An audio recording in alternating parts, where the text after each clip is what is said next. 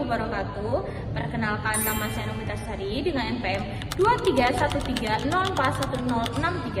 Saya merupakan salah satu mahasiswa Pendidikan Bahasa dan Sastra Indonesia FKIP Universitas Lampung angkatan 2023. Saya akan mempraktikkan keterampilan dasar menjelaskan pada mata kuliah pembelajaran mikro BSI Bahasa dan Sastra Indonesia. Selamat menyaksikan. Assalamualaikum warahmatullahi wabarakatuh. Waalaikumsalam warahmatullahi wabarakatuh. Apa kabarnya nih anak-anak? Baik, Ibu. Oke, bentar ya Ibu. Sambungin ininya dulu. Ya Ibu.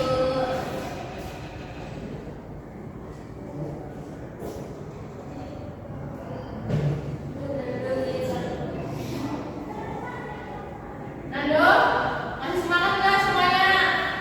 Semangat, Bu. Nggak, bukan Nando, nggak semangat Nando. Oh, udah nggak semangat ya? Oke, sebelum kita memulai pembelajaran kita pada siang hari ini, kita ice breaking terlebih dahulu ya. Ayo, anak-anak dipersilakan untuk berdiri. Oke, jadi kita ice breakingnya, kalau misalkan ibu bilang sikut, kita memegang sikut. Lalu kalau ibu bilang sakit, kalian memegang perut. Dan kalau ibu bilang sikat, itu nanti ada satu pena, nanti kalian buka dulu. Coba ini di tengah-tengahnya ditaruh pena.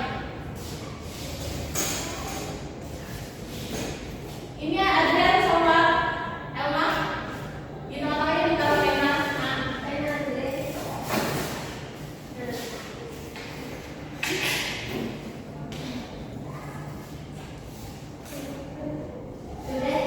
Oke, udah paham belum semua? Oke, ibu contohkan dulu ya.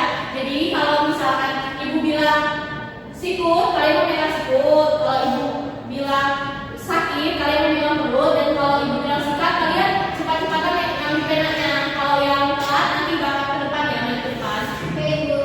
Oke, kita mulai ya. 1, 2, 3. Sakit. Nanti jangan pegang pena dulu. Sikut, sikut, sakit, sakit, sikut, sakit, sakit, sikut, sikat.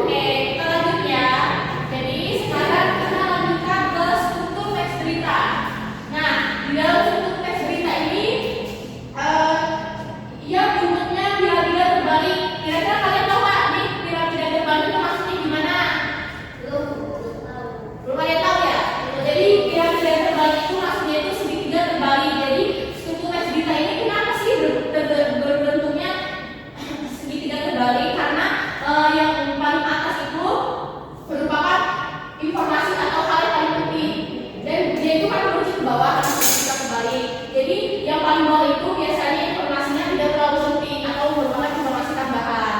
Nah, jadi di dalam struktur teks berita ini ada 4 struktur. Yang pertama judul.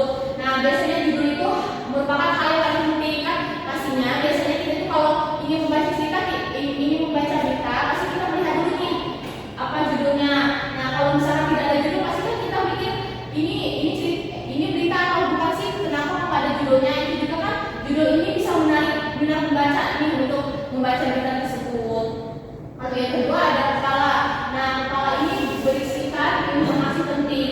Nah, pada kepala ini biasanya berisikan tentang adik simba tadi atau dimulai persatuan. Jadi biasanya di struktur di kepala teks berita ini pastinya akan berisikan tentang adik simba, menjawab apa, di mana, kapan, siapa, mengapa dan bagaimana peristiwa yang bisa terjadi. Lalu yang ketiga ada tubuh. Nah, pada tubuh ini berisi juga informasi yang penting. Nah, tapi informasinya itu informasi pendukung. Misalkan setelah menjelaskan peristiwa itu menjadi bagaimana dan lain-lain, ada informasi pendukung yang membuat pembaca itu lebih paham mengapa berita itu bisa terjadi. Lalu yang terakhir ada ekor. Nah, ekor ini berisi informasi yang kurang penting. Biasanya itu informasi tambahan. Untuk struktur teks berita, kalian sudah memahami apakah ada yang ingin ditanyakan? Ibu mau nanya ibu, itu yang tubuh contohnya seperti apa ibu? Oh, yang tubuh ini ya. Oke, kalau karena nanya mengenai contohnya, kita langsung contohnya saja ya.